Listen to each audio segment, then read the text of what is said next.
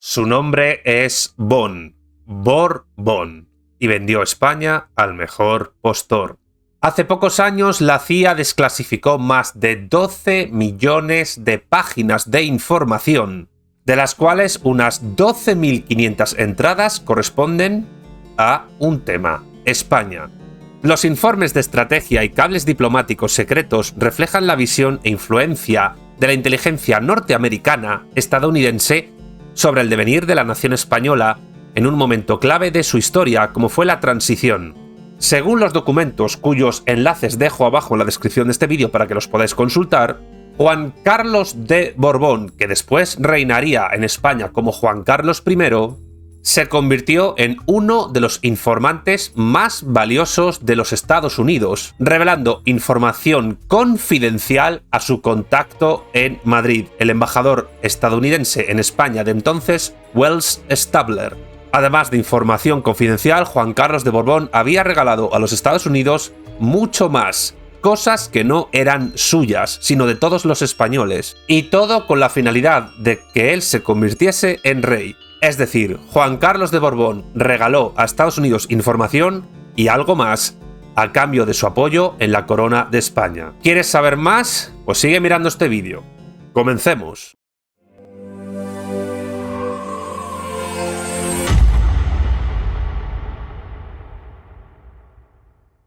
Hemos de empezar esta historia con mucha historia hacia mediados de la década de 1970, es decir, del siglo pasado, del siglo XX. La revolución de los claveles triunfa en Portugal. En Italia, el Partido Comunista Italiano estaba muy cerca de llegar a formar parte del gobierno. En Grecia, la dictadura militar se desmoronaba. Y en España, el dictador Francisco Franco está en las últimas. El panorama es muy preocupante para los intereses de Estados Unidos, que ve cómo sus aliados del sur de Europa, en Portugal, Italia, Grecia y España, pierden fuerza. Además del propósito global de frenar al comunismo y al socialismo, para Estados Unidos esta zona es especialmente importante a nivel geoestratégico. Para que os hagáis una idea de esta importancia, ¿qué pasó en el año 1973? Se produce la guerra del Yom Kippur y aviones estadounidenses tenían que partir a Oriente Medio para apoyar en esa guerra a su aliado, a Israel. En aquel momento, Estados Unidos solo consiguió el apoyo de Portugal para que sus aviones repostaran. Pero a partir de la revolución de los claveles, era bastante probable que esa autorización para repostar ya no se produjera. Estados Unidos tenía que hacer algo y rápido para que el Mediterráneo europeo no se le descontrolara. Esta necesidad de Estados Unidos de volver a ganar influencia en la región encuentra un aliado muy oportuno en España: Juan Carlos de Borbón. El sucesor del dictador Francisco Franco, y designado por este mismo en 1969, no era del agrado estadounidense en un principio. Este designio se basaba en la quinta ley fundamental del régimen, de 1947, por la cual el propio Franco podría designar a su sucesor como jefe del Estado en calidad de rey, siendo para ello además aprobado por las Cortes Generales de España.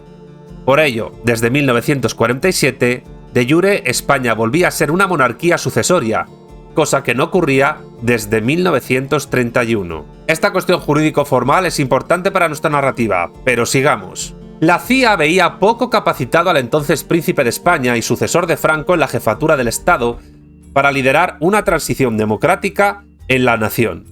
Sus únicos puntos a favor eran, según la CIA, su encanto personal, su inicial intención de no legalizar al Partido Comunista de España, el único partido político que fue real oposición a la dictadura, y, atención, no tener hemofilia, enfermedad hereditaria en la familia Borbón. Todo lo demás estaba en su contra.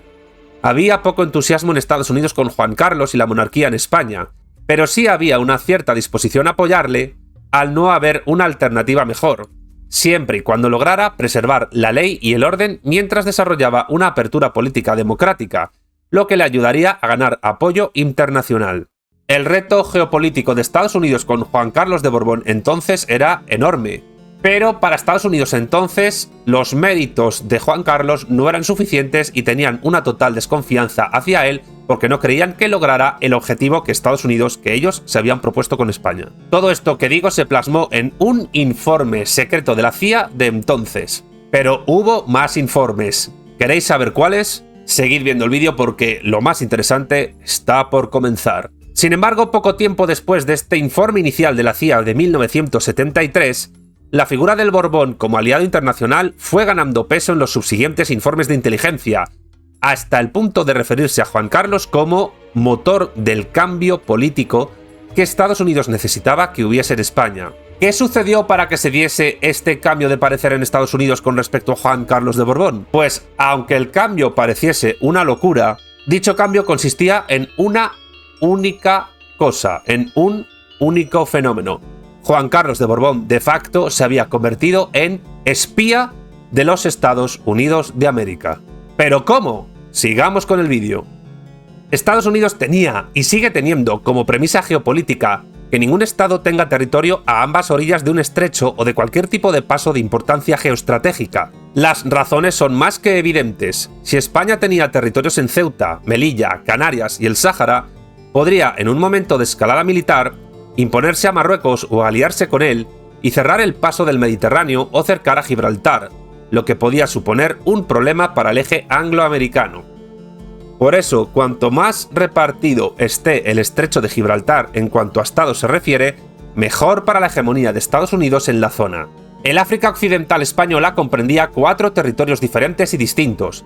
Por un lado, Río de Oro, ubicado en la zona sur del Sáhara español con las ciudades de Villacisneros, Argub y La Guera.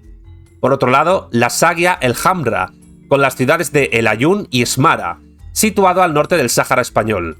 La zona de Tarfaya, con las ciudades de Villavens y Tamtam, era el mal llamado Protectorado Sur de Marruecos. Nuestros diplomáticos consintieron este nombre en 1912 de un territorio que nunca perteneció a Marruecos y se le igualaba al Protectorado Norte y por otro lado Ifni, con la ciudad de Sidi Ifni como capital del AOE, África Occidental Español, separado del resto de territorio, aislado y sin puerto. Otro descalabro más de nuestra diplomacia ante los franceses que tendría trágicas consecuencias en 1957. Por tanto, que España perdiese peso territorial al otro lado del estrecho de Gibraltar, al lado africano del mismo, era una prioridad geopolítica que Estados Unidos tenía que abordar, y la muerte de Franco era el momento idóneo para lograr, valga la redundancia, este objetivo. En 1975 se pone en marcha un proyecto secreto de la CIA que tiene como objetivo arrebatar a España su provincia número 53, el Sáhara Occidental o Sáhara Español, que fue parte de España de 1884 a 1976. Se trata no solo de un territorio rico en fosfatos, hierro, petróleo y gas, sino que es muy valioso a nivel geoestratégico por su cercanía a las Islas Canarias y el petróleo de su suelo marino, entre otros motivos. La inestabilidad en España, debido a la enfermedad de Franco, fue clave para llevar a cabo esta operación, que consistió en invadir la provincia española del Sáhara mediante una marcha de unos 350.000 súbditos marroquíes que se hicieron pasar por antiguos habitantes de la zona. Se trató de la famosa Marcha Verde. El 6 de octubre de 1975, la inteligencia española informó a Franco sobre esto. Inteligencia entonces asociada al ejército. Esta inteligencia le pide a Franco que mueva ficha ante la inminente marcha pacífica que Marruecos iba a realizar contra una provincia española. Y aquí es donde entra en juego Juan Carlos de Borbón. ¿Por qué? Porque en esta coyuntura geopolítica, el heredero al trono de España y a suceder a Franco se convirtió en confidente de Estados Unidos y empezó a proporcionarles información secreta de todos los movimientos que Franco ordenaba realizar en la provincia del Sáhara. Es decir, el entonces príncipe Juan Carlos de Borbón reveló información confidencial sobre los planes de España en el conflicto del Sáhara con Marruecos a una potencia extranjera, los Estados Unidos de Norteamérica, que estaba jugando un papel clave en dicho conflicto, pues estaba en la sombra dirigiendo tanto los inicios de la transición hacia la democracia en España como la conquista del Sáhara por parte de Marruecos. Hay quien lo denominaría alta traición. ¿Qué opinas tú? ¿Juan Carlos de Borbón, Juan Carlos I, traicionó a España? ¿Fue alta traición lo que hizo? ¿Consideras que fue un espía de la CIA? Déjame tus comentarios abajo para leerte después, pero sigamos con el vídeo que lo más gordo está por llegar. De este modo, Juan Carlos de Borbón se convirtió en aquel momento clave de la historia de España en informante de Estados Unidos, con la esperanza de conseguir un papel en el reparto de la producción política que la CIA había diseñado para España tras la muerte de Franco, el proyecto democrático liberal monárquico con el cual Estados Unidos quería dar carpetazo al franquismo e iniciar una nueva etapa en España.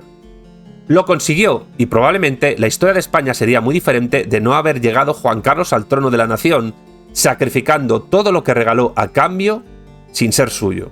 El contacto del entonces príncipe era, como ya dije antes, el embajador de Estados Unidos en España de entonces, Wells Stabler, el cual tenía contacto directo con la Casa Blanca y con el jefe del Departamento de Estado, el ínclito Henry Kissinger, quien le comunicó a este respecto en uno de los documentos ahora desclasificados lo siguiente. Citamos a Kissinger: «Tus contactos con el príncipe deben ser tratados con la mayor discreción. Estos informes tienen un grandísimo valor para Estados Unidos y haremos lo que esté en nuestra mano para asegurarnos de que en el futuro se manejen de manera apropiada». Juan Carlos de Borbón entregó el Sáhara español a Marruecos para ganarse el favor de Estados Unidos y conseguir así su apoyo, manteniendo la monarquía en el proyecto político democrático y liberal.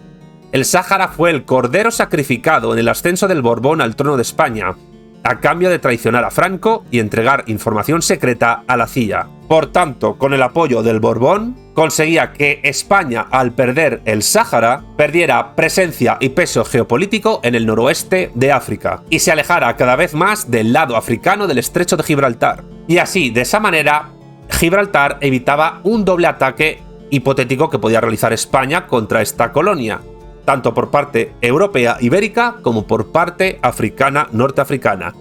Y recordemos una cosa importante: Gibraltar es una colonia británica y el Reino Unido es un gran aliado de Estados Unidos, ambas naciones anglosajonas. Pero sigamos. Tras la muerte de Franco, el 20 de noviembre de 1975, el 31 de ese mismo mes, Juan Carlos asume la jefatura en funciones del Estado como rey, reinando como Juan Carlos I.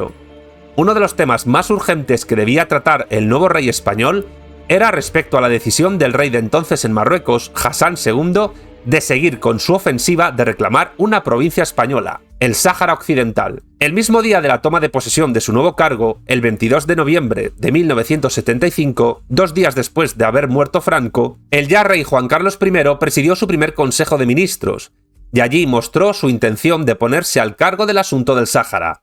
Pero Juan Carlos no informó al Consejo de Ministros de que ya había enviado a Washington a su hombre de confianza, Manuel Prado y Colón de Carvajal, con la finalidad de conseguir el apoyo estadounidense para evitar un conflicto con Marruecos que le podría costar la corona por el descontento de los españoles. Para que os hagáis una idea de la importancia histórica de Manuel Prado y Colón de Carvajal, deciros que era hijo de un importante diplomático chileno y de una española, la cual supuestamente era directa descendiente, se dice, de Cristóbal Colón. De joven, Manuel Prado y Colón de Carvajal estudió economía en la London School of Economics en el Reino Unido. Fue senador por designación directa del rey en 1977 y presidente de Iberia entre 1976 y 1978. Su hijo, Borja Prado Eulate, fue presidente de la empresa Endesa entre 2010 y 2019. Endesa es hoy parte de Enel, empresa privada italiana cuyo mayor accionista es el Estado italiano. Tras esto, Borja Prado preside, desde 2022, el grupo Mediaset, que es dueño de, entre otros canales de televisión, Telecinco y 4, y que pertenece a su vez a la MFE, Media for Europe, empresa con sede social en los Países Bajos y sede fiscal en Italia. Dicho todo esto, ahora vamos a un hecho crucial en la historia del Sáhara español: los acuerdos tripartitos de Madrid. Escuchad que esto es muy fuerte. Para arrebatarle el Sáhara y aliviar el peso geopolítico de España, Henry Kissinger había mediado con Hassan II, rey de Marruecos, para elaborar el pacto secreto por el cual Juan Carlos I entregó el Sáhara español a Marruecos con la connivencia de Estados Unidos a cambio de su apoyo y tutela en el complejo futuro que tenía por delante y que evidentemente le venía grande. Finalmente, el 14 de noviembre de 1975 se firmaron los acuerdos tripartitos de Madrid por los presidentes de España, entonces Carlos Arias Navarro, quien lo firmó aunque no lo negoció, y el presidente de Marruecos y el ministro de Asuntos Exteriores de Mauritania. Por eso se llaman acuerdos tripartitos, porque en estos acuerdos estuvieron involucrados 3 estados: Mauritania, Marruecos y España. Sigamos. Pese a que el acuerdo tripartito decretaba la necesidad de comunicar lo expuesto en la ley al secretario general de la ONU, esto no ocurrió hasta después de la ocupación marroquí del territorio. Los acuerdos entrarían en vigor cuando se publicó en el Boletín Oficial del Estado la Ley de Descolonización del Sáhara, Ley 40/1975, lo que sucedió el 20 de noviembre de 1975, apenas 3 horas después del fallecimiento del que había sido jefe del Estado español durante 39 años, Francisco Franco, y que era totalmente contrario al acuerdo. Recordemos que el Acuerdo Tripartito de Madrid, que derogaba todas las normas y leyes anteriores al mismo, con las cuales se había regido el Sáhara español, hasta entonces, insisto, provincia de España, se había firmado el 14 de noviembre, 6 días antes de la muerte de Franco. En el acuerdo se establecían los siguientes puntos que se hicieron públicos. España ratificaba su intención de descolonizar el Sáhara Occidental y poner fin a su papel como potencia administradora. Se establecía una administración temporal en el territorio en la que participarán Marruecos y Mauritania, junto con la Asamblea General Saharaui. España se comprometía a transferir sus responsabilidades y poderes en el territorio antes del 28 de febrero de 1976. Se garantizaba el respeto a la opinión de la población saharaui expresada a través de la Asamblea General Saharaui. Los 3 países informarían al secretario general de las Naciones Unidas sobre los resultados de las negociaciones. Los países declaraban haber llegado a estas conclusiones en espíritu de comprensión, hermandad y respeto a los principios de la Carta de las Naciones Unidas. El acuerdo entraría en vigor el mismo día en que se publicara en el Boletín Oficial del Estado español la Ley de Descolonización del Sáhara, que autorizaba al gobierno español para adquirir los compromisos acordados. Pero además de estos puntos públicos que se exponían tanto en el BOE español como en la ONU, había puntos secretos en el acuerdo entre estos 3 países. Y estos no fueron publicados. ¿Cuáles fueron los puntos de este acuerdo secreto? Escucha. Asuntos como las preferencias comerciales, la explotación de recursos saharauis como pesca y fosfato y la indemnización por bienes privados españoles en el territorio fueron acordados secretamente entre España, Marruecos y Mauritania. Estos acuerdos secretos regulaban también la transferencia de propiedades públicas y privadas, así como cuestiones comerciales y de comunicación. El 2 de noviembre de 1975, el ya rey Juan Carlos de Borbón, Juan Carlos I, viajó a la capital del Sáhara español, El Aaiún, donde aseguró a las tropas españolas lo siguiente, cito al hoy rey emérito de España: «Se hará cuanto sea necesario para que nuestro ejército conserve intacto su prestigio y su honor». Hasta se permitió decirle a los oficiales de sus tropas lo siguiente, atención, le cito de nuevo: «España no dará un paso atrás, cumplirá todos sus compromisos, respetará el derecho de los saharauis a ser libres». Y también les dijo esto otro, atención: «No dudéis que vuestro comandante en jefe estará aquí con todos vosotros en cuanto suene el primer disparo». Sin embargo, Juan Carlos I sabía que estaba mintiendo a las Fuerzas Armadas españolas, y las mintió en su cara mientras ellas estaban desplegadas en el Sáhara español, siendo él, supuestamente, su comandante en jefe. Pues como ya dije, Juan Carlos de Borbón ya había pactado con Hassan II, rey de Marruecos, los términos de la entrega de una provincia de la nación española, el Sáhara español, a la tiranía de Marruecos, a la tiranía de Rabat. Pero sigamos, que lo más fuerte todavía está por llegar. En uno de los documentos desclasificados, el embajador de Estados Unidos en España comunicó a Washington lo siguiente: «Madrid y Rabat han acordado que los manifestantes solo entrarán unas pocas millas en el Sáhara español y que permanecerán un corto periodo de tiempo en la frontera, donde ya no hay tropas españolas.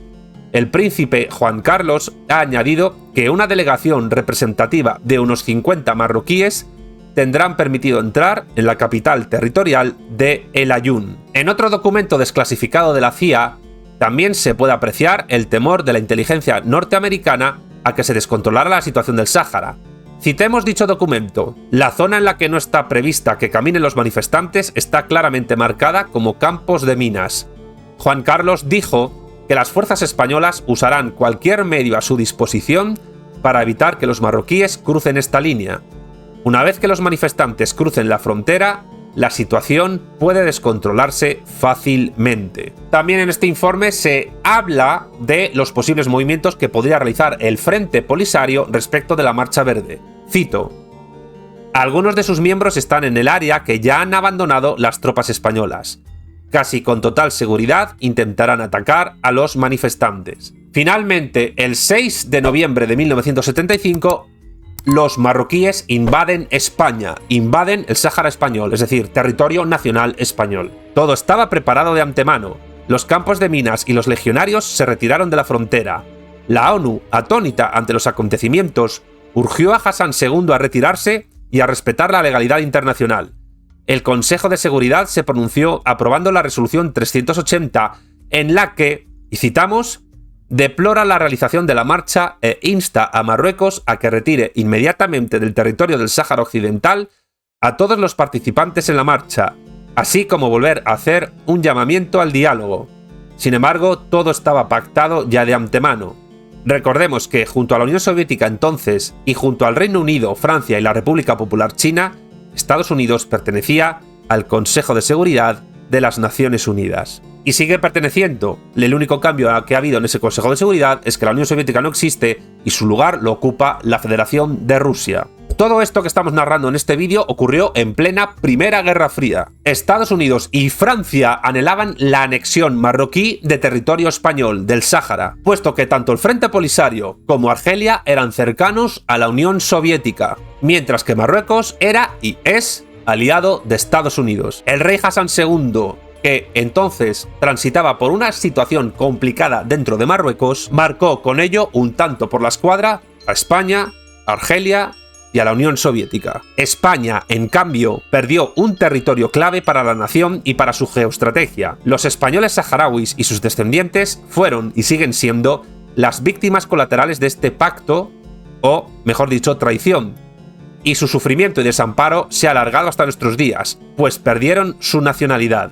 Juan Carlos I ganó, a cambio de su traición a todos, un reinado. Es decir, que lo grave de este asunto es que Juan Carlos de Borbón vendió territorio español a un enemigo de España, Marruecos, a cambio del apoyo del imperio a que él se pusiese en la cabeza una coronita y fuese jefe de Estado.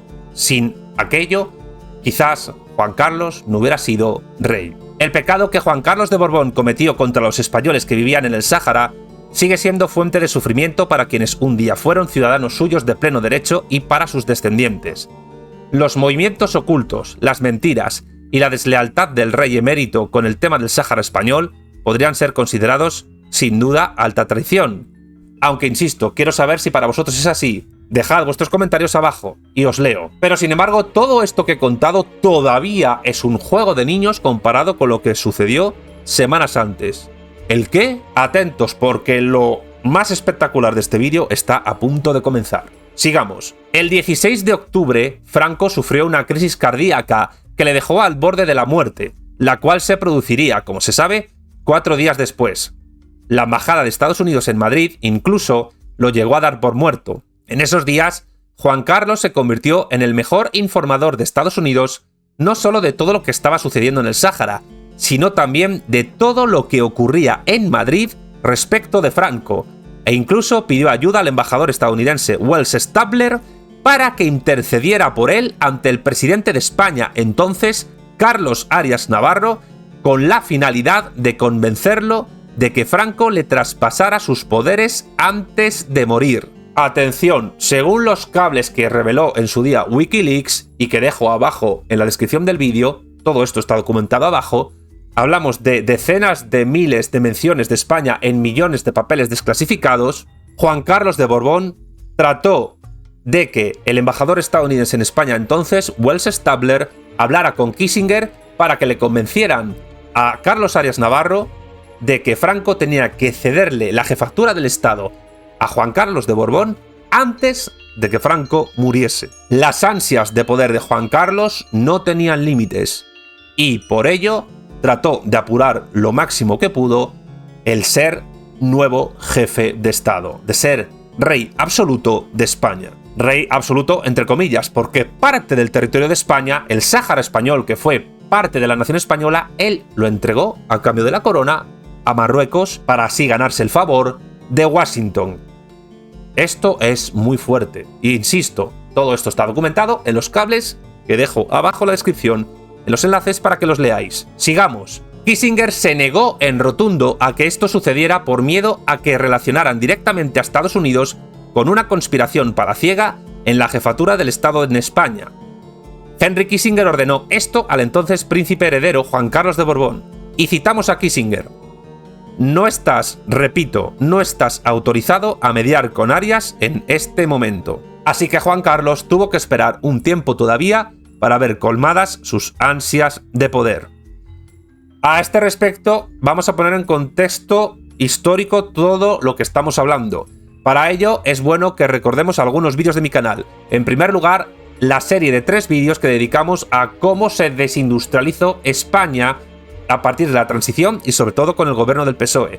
En segundo lugar, el vídeo que dediqué al asesinato de Carrero Blanco, que lo tenéis que ver. Y en tercer lugar, al vídeo que dediqué a la cuestión de Canarias, porque Estados Unidos amenazó a España con arrebatarnos Canarias si no entrábamos en la OTAN. Y este vídeo sobre Juan Carlos de Borbón es la segunda parte de este primero sobre Canarias, que es sobre la incidencia de la CIA en España. En este contexto geopolítico es como se puede entender por qué España está atada de pies y manos a los grandes poderes geopolíticos anglosajones en general y a Estados Unidos en particular. Y todo con la venia de la monarquía.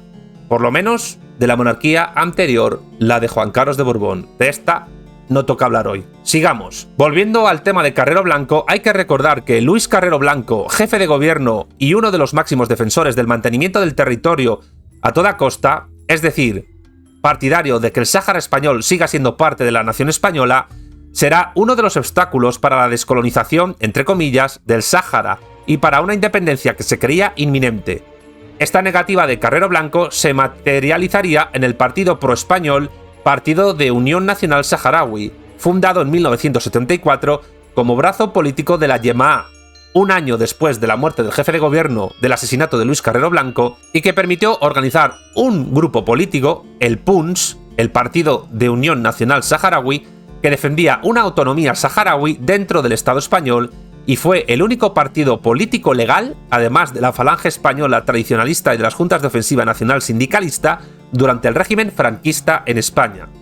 A la muerte de Carrero, la cuestión pasará del sí o el no a la independencia, al binomio entre los partidarios de defender los dictámenes de la ONU y la celebración de un referéndum encabezados por el ministro de Asuntos Exteriores, Pedro Cortina, y aquellos que eran más próximos a los intereses soberanistas de Marruecos, liderados por el ministro secretario general del Movimiento Nacional, José Solís Ruiz, y el presidente del gobierno, don Carlos Arias Navarro.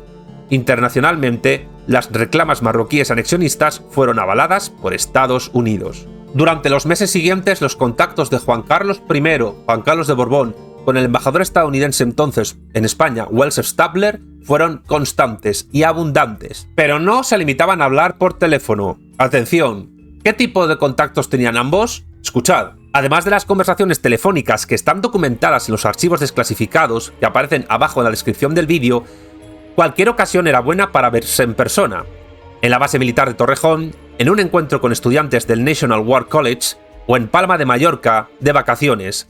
Cualquier excusa era buena para que Juan Carlos informara de todo lo que estaba sucediendo en las altas esferas españolas y acercarse así a Estados Unidos, su mejor baza para asegurar su ansiado reinado.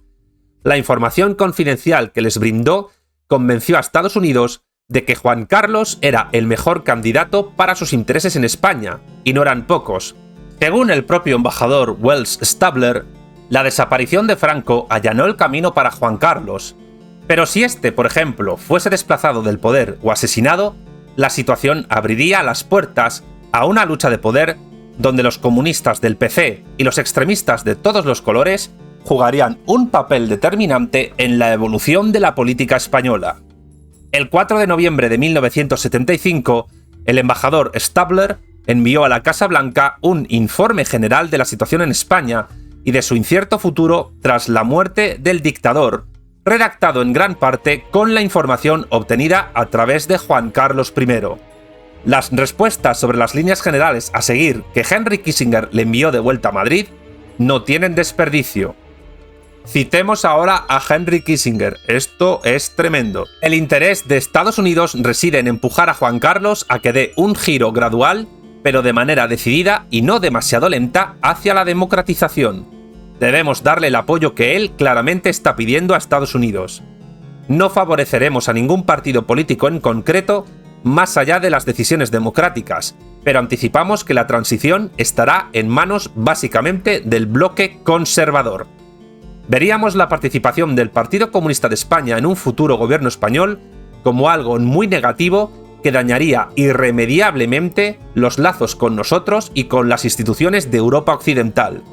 Los países de la Europa Occidental deberían participar en la toma de poder de Juan Carlos y el funeral de Franco en una base positiva para el futuro, no en términos de recriminaciones sobre el pasado. Y ahora viene, aparte de la cuestión saharaui, la madre del cordero, pura geopolítica. Escuchad. Obviamente la prioridad de Estados Unidos era lograr un acuerdo ventajoso para la instalación de las bases militares estadounidenses en España. El acuerdo anterior vencía precisamente en 1975, y Franco se había dedicado a torpedear la renovación al no poder formar parte de la OTAN. De este modo, Juan Carlos I se convirtió en la mejor baza de Estados Unidos para lograr el ingreso de España en la Alianza Atlántica y lograr la instalación de varias bases militares en suelo español.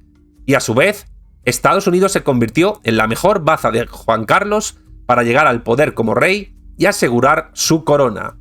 Una historia de amor entre el rey emérito y los Estados Unidos, y también una historia de traición al Sáhara español, provincia española, y en el fondo a toda la nación española, con drásticas consecuencias para el desarrollo de la historia reciente de España. Finalmente, el 21 de septiembre de 1976, se firmó el Tratado de Amistad y Cooperación entre España y Estados Unidos, ya con Juan Carlos como rey, siendo este el paso previo al ingreso de España en la OTAN, el cual no se produjo hasta 1982. A todo lo dicho en este vídeo hay que añadir un apéndice o un corolario con algunos datos importantes no menores que permiten contextualizar históricamente aún más todo lo que acabo de decir. Son estos. Estos datos que voy a dar ahora son importantes. Atención. Durante los mandatos de Adolfo Suárez como presidente del gobierno, el rey Juan Carlos de Borbón, Juan Carlos I, cobraba también como presidente de Iberia. De ahí la corona en los aviones de la compañía. En 1980, el gobierno le asignó 200 millones de pesetas al año como cobro de su presidencia sobre esta compañía que luego se privatizó. Durante la crisis del petróleo de los primeros años de 1970, a un ministro de Franco se le ocurrió pedirle al entonces príncipe Juan Carlos de Borbón que intercediera ante el rey Fahd de Arabia Saudí con muy buenos resultados. Para mi hermano Juan Carlos, todo el petróleo que España necesite. A cambio de estos servicios de mediación, el rey empezó a cobrar comisiones por las transacciones petrolíferas con ciertos países. El director de la flota de Cepsa, Alfredo Pardo, tuvo que suspender la firma de un negocio millonario en Kuwait porque no había contado con la comisión del rey. De ahí que Juan Carlos se tome las negociaciones petrolíferas como si fueran su negocio personal y que pierda los papeles cuando le tocan los bolsillos. En el año 2003, durante un juicio sobre la compra de Detroit Diesel, el expresidente de ELF, Le Floch-Prigent, declaró haber entregado 55 millones de euros al entonces rey de España, Juan Carlos I. Ya en la década de 1980, tras la expropiación de Rumasa, el dueño de esta empresa, José María Ruiz Mateos, acusó al rey, Juan Carlos I, de haber aceptado cientos de millones de pesetas de entonces, no solo de su propio bolsillo, del bolsillo de Ruiz Mateos, sino de diversos accionistas de Rumasa. El fiscal general del Estado le acusó de un delito de injurias, pero ni Ruiz Mateos fue procesado, ni su denuncia aclarada. Después de todo lo que has escuchado, ¿qué impresión tienes sobre Juan Carlos de Borbón? Insisto en una cosa, los datos en los cuales me baso están abajo en la descripción del vídeo. Aquí está la información, haz con ella lo que estimes oportuno. Este vídeo, así como el resto de vídeos que aparecen en mi canal de YouTube, serían imposibles de realizar sin el apoyo económico de mis Patreon, de mis patrocinadores, griegos, romanos e hispanos, sin los cuales el avance técnico de este canal sería inviable. Si quieres apoyarme económicamente, abajo en la descripción del vídeo puedes hacerte patrocinador. También puedes apoyarme suscribiéndote a mi canal de YouTube para que recibas más contenido de materialismo político audiovisual. Cada vez somos más y vamos a más. Si este vídeo en concreto te ha gustado, por favor dale pulgar arriba. Deja también tu comentario abajo para apoyar el vídeo y para dar tu parecer sobre el contenido que acabas de ver, así como de otros vídeos de mi canal.